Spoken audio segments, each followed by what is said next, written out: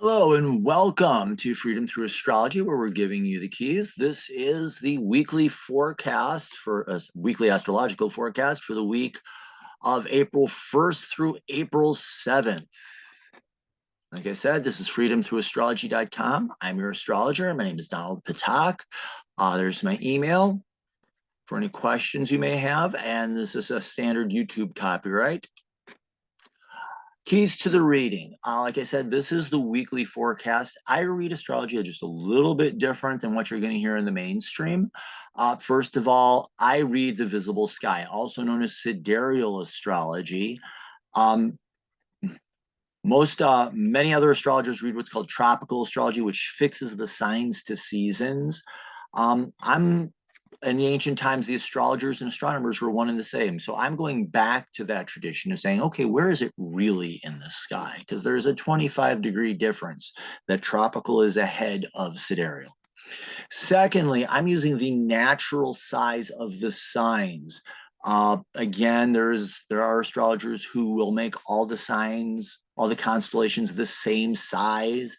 I I let the constellations be their natural size. Virgo is huge at almost over 45 degrees in the sky.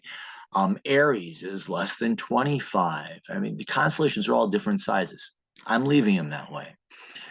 I use the astrological midpoints. The boundaries that we have for the constellations were drawn by the IAU, and my understanding is that they're just drawn arbitrarily. There's no rhyme or reason why they're put where they are. Uh, Athens Shimenti came up with what he called midpoints, where he looks at the zodiac belt and determined using geometry where the midpoint between the constellations was, or where the constellations is, and uses that. So that's what I use. I think it gives a much better reading.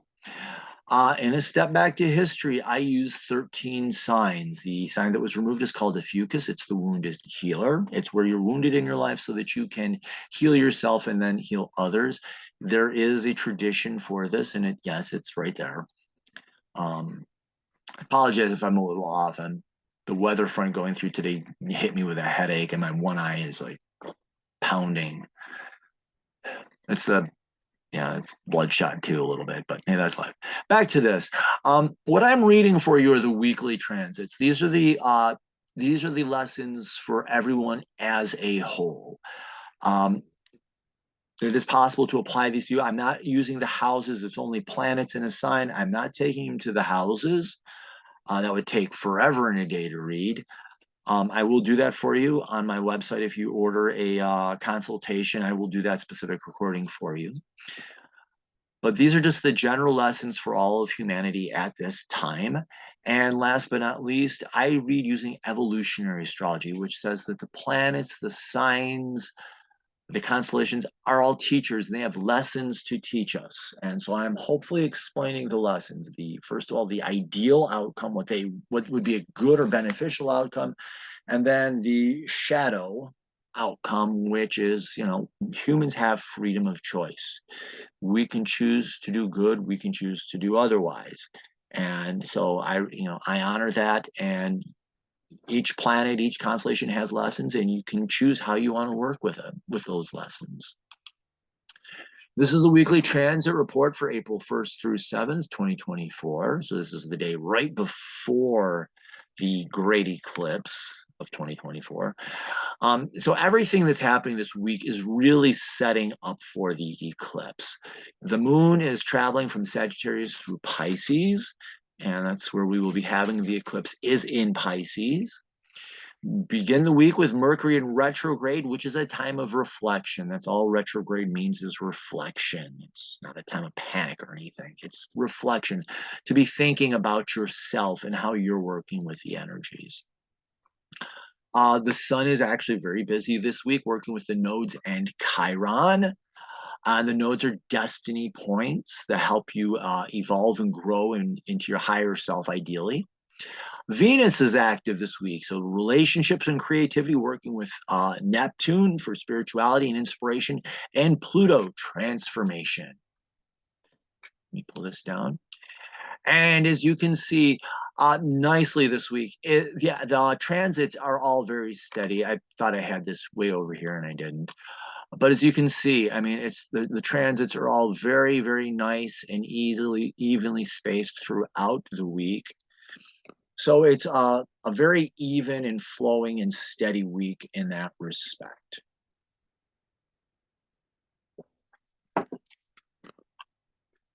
Okay, and we begin. Let's talk about Mercury retrograde.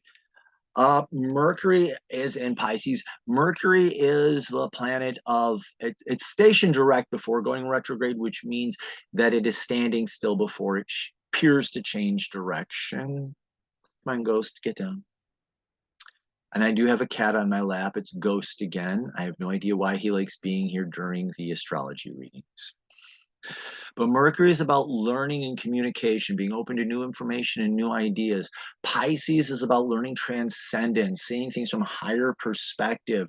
Also being able to separate the persona, the person who you really are versus what you project. So maybe how are you using your communication to present yourself, or maybe hide who you are, or distort or present a fantasy. But this is a time of reflection, and in Pisces, it's reflecting on how open it is to new possibilities and higher knowledge. Uh, like I say, it is reflection, so do take time to pause and look at how you communicate. Look at how you learn. Are you open to new ideas? Are you open to inspiration? Um, and this can be a time of deep personal learning, because the learning that you're doing is very much about yourself. All these transits are about you, but you're doing some deep reflection about how you learn. Falling into the shadow of Mercury is just shutting down from information, and then using excessive chatter, being a know-it-all, and using talking and or not listening as a defense to keep you from learning. So two possibilities here. You can think you know everything on the topic and that there's nothing more for you to know, or the other side, you can't learn. And therefore, since you can't learn, why bother? And you do in a total shutdown, and talking or not listening is used as a defensive mechanism to prevent you from learning. And another thing I have written here is thinking, another form of the shadows, thinking that you're some sort of guru with secret knowledge. Ooh, really. It also can be getting lost in your own head and getting out of touch with reality and losing touch with reality. So during this time, and it's going to be, I believe, they say it's a 3 week, approximately a 3 week period of time. Uh, this is a time for you to do some serious reflection about how you learn and how you're communicating, and how you work in that realm. We also begin the week. This is late Sunday night. Moon enters Sagittarius, and we will have the last quarter will be here, so there will be a bit of a challenge between the sun and the moon, and that's okay. The moon in Sagittarius wants to be open to fresh and unexpected ideas, new ideas, something new and interesting, something maybe even fun. Opportunities for new ideas and experiences arrive. Perhaps synchronicities occur even more than once. So during this transit, and it will be several days, I believe it goes up until Wednesday, the moon in Sagittarius. So this will be a day of being open to new experiences and new ideas, and you're open to it, you want them, you're ready for them. And with the challenge or the square to, this is our kitten commercial, with a square to the sun is the square is a challenge. So with the sun in Pisces is about transcending and seeing yourself from a higher perspective. It's actually a time of focusing on that and spirituality. So being open, and the challenge of being open to new spiritual ideas and new spiritual experiences, and accepting those challenges. The shadow is you can fall into becoming predictable and staying stuck in the past and getting stuck in a rut. Sagittarius stuck in a rut is bored, and a bored Sagittarius is a bad Sagittarius. And so let's see, we have Tuesday. On Tuesday, we have Venus conjunct Neptune in Pisces. And Venus is about relationship, working with other people, being open to other people. Also can be rest and recreation and creativity. And Neptune is being open to spirit and inspiration and higher ideas. So, excuse me. So being open to higher ideas and higher inspiration in your relationships and receiving help, perhaps spirit help, can help give you help in that in your relationships and inspire you to be different in your relationships. Also, and just help you understand and see in Pisces, seeing your relationships from a different perspective and a higher perspective. Uh, Also, Venus, like I said, is being creative. So receiving inspiration in your creativity and understanding how this creativity can help you. Do take time to meditate and to pause. Pisces does like the pause. So, and meditation is just a time of intent focus. So, sitting down and quieting yourself is one thing, one way of meditating, but also things like Tai Chi, Qigong, yoga, etc. Anything that gets you in the present moment is a meditation. Holding a cat in your arms and trying and working to calm it down. Come on, ghost. Can you just calm down, buddy? Thank you.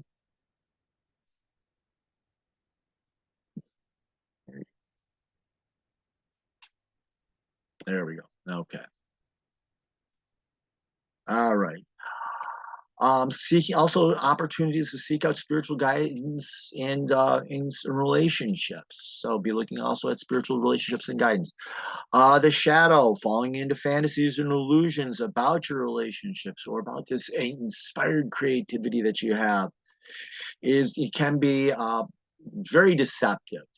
So it is possible to deceive yourself about the relationships you have, or to deceive yourself about the type of creativity, how you're creating something new. It's always been there,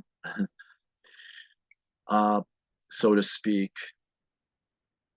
Yeah, there we go. Trying to control controlling a cat. That's an oxymoron. Wednesday, the sun is conjunct the North Node in Pisces, and the North Node is in retrograde. Sorry for covering that. But in retrograde, like I said, is reflection, but the sun, the ego, the self, and there are people say, "Oh, the ego. You came here to get rid of your ego." The ego. If you don't like the word ego, make it personality. Your sun sign is your personality sign, and you're here to learn to have a healthy personality, a healthy ego. So the sun conjunct the North Node in Pisces, is conjunct the North Node, is a focus on how you becoming this. Uh, as well as a second way of looking at this, if you look to see where the North Node is on your birth chart, that is your evolutionary intent or destiny. That's a task that you came here to achieve. So it's also reflecting and looking on that task from a higher perspective and how are you doing that and how are you achieving that. So it's kind of like a status check also on your destiny mark. How are you doing um, on this life goal that you have? Let's see what I have here. Focusing on your higher purpose and intention for your life and to seek inspiration that can guide you towards fulfilling it. Also begin to integrate a vision for this vision. Yeah. A vision for your future. Yeah. Vision for the vision. Somebody needs more coffee. A vision for this future and a vision for this self that you're here to realize and become. Okay. The shadow of this is the sun. Think about an out of control ego and an egomaniac. Look at uh, and the shadow of the North Node refers to the sign that it currently is. So this falling into a fantasy about the work that you've actually done, or where you are in your life, or who you think you are, or who you believe you are. So it's falling into a fantasy and falling into a lie. about that. So be very careful. So do some honest reflection. A key thing to do is to know your North Node, the sign that it is, and what the evolutionary intention is, and then using this time that's transiting Pisces to reflect on where are you on the progress towards that. On Wednesday, also, we have the moon entering Capricorn. And in Capricorn, what your soul wants, you emotionally, you're up for a challenge and to get something done. And so you're looking for a challenge. And it's going to pass over Pluto. So Pluto's energy is going to be involved in this. And this is a challenge that can be transformative. I'll throw that in there. So the soul is looking, you're emotionally looking up for a challenge to accomplish. And know that to accomplish this, it's going to take self-discipline and commitment. It's the other two buzzwords for Capricorn. Capricorn is about self-discipline. Note that word, that first word there, self. It's about disciplining yourself. And discipline means to learn. So you're learning to control and manage yourself, and through this, achieving transformation. Falling into the shadow can have you turning into a control freak of others and trying to control everything that's going on. Also leading you to become very uptight. And this can lead to loneliness and isolation. Nobody likes being around a control freak. So that's the shadow of this. And instead of leading to transformation, it leads to isolation and to a deeper wounding. Thursday, let me move this down. The sun is in Pisces, is in an opposition to the South Node in Virgo. So the sun in Pisces is learning to see things from a higher perspective and evaluate yourself from a higher perspective. The South Node is how you hold yourself back in life. Also look to see where it is in your birth chart, because that's telling you how to release it, what you're here to release. I'm just going to focus on in Virgo, the South Node in Virgo, and how perfectionism and unrealistic expectations is holding you back from becoming your higher self. So this is a time of reflection. If I could draw and have a mirror here for you to see that's what this, I think this is transit's about. So this is reflecting on how unrealistic expectations, perfectionism, unrealistic expectations is holding you back from achieving and becoming your higher self and your better version of yourself. The shadow of this is falling more into that perfectionist and unrealistic expectations and deceiving yourself and thinking that it can't be overcome, or thinking that you achieved something that you really haven't. Friday, Venus is in a sextile to Pluto in Capricorn. Short while ago, Pluto and Venus were conjunct, transforming relationships. So this is still about the transformation, but it's an excitement. Plus, this is the first major transit of this cycle between Pluto and Venus. So it is an excitement, and Pluto wants to do the work of transforming. Venus is seeing things from a higher perspective and seeing what's possible. Okay, Shadow. No, this is Ghost. Get yourself cozy there, buddy. Thank you. So it's be able to see things from a higher perspective and finding excitement in the process. This is like that initial burst of excitement, that initial wind when you take off and you start running a race, everybody runs real fast. Well, this is that initial burst of excitement and energy. So this is an opportunity to add depth to your relationships and to your creativity. Be open to the insights and learn from others, and learn to trust others. And help can arrive from and know that help can arrive from people who can be spiritually oriented, or people who are very serious. They can be very serious spiritual people, or people who are serious about spirituality. Yeah, how many different permutations can I do? So being open to inspiration to help you have that transformative achievement. The shadow is becoming way too serious. And this can lead to a deep wounding in relationships. It's also to fall into an attitude of fault finding, deep suspicion. Venus in Pisces can fall into delusions and escapism and fantasies. and be daydreaming about what it wants to accomplish rather than actually doing the transformative work. So if you're daydreaming about getting stuff done, but you're not actually doing it, you're blowing the transit, you're ruining and losing the opportunity. And Friday, we also have the moon in Aquarius. And what the soul wants now is freedom. It is going to pass over both Mars and Saturn, which will be okay. The soul seeks freedom. You've been, I'm getting ready to sing Footloose. I'm not going to. The way my voice has been scratchy, not happening. So soul seeking freedom, opportunities for freedom in life and different opportunities. It wants to see what are the different choices available to it. So be open to new or unexpected paths or opportunities. Also, unexpected or unusual people may pop into your life. Be open to them. Listen to what they have to say. Who knows what they might have to offer you? The shadow is falling into conformity and doing what's expected of you. Also, it can be just being wildly eccentric. So if you fall into the wildly and just doing something to get a reaction from people, or doing what people tell you to do, and just blind, mindless obedience. Those are the shadows, and that can lead you into the rut of routine, and that winds up being very boring. Late in the day on Saturday, the moon enters Pisces, and this is setting us up for that grand eclipse on Monday afternoon. And this is Eastern time here where I'm living in Western New York. And yes, I am. I'm just on the fringe of totality. Talk about that later.